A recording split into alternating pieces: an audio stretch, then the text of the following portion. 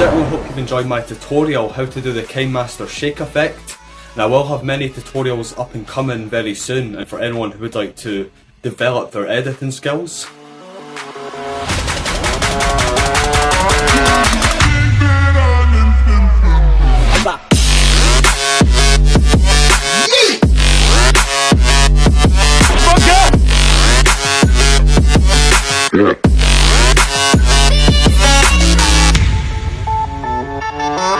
Yeah.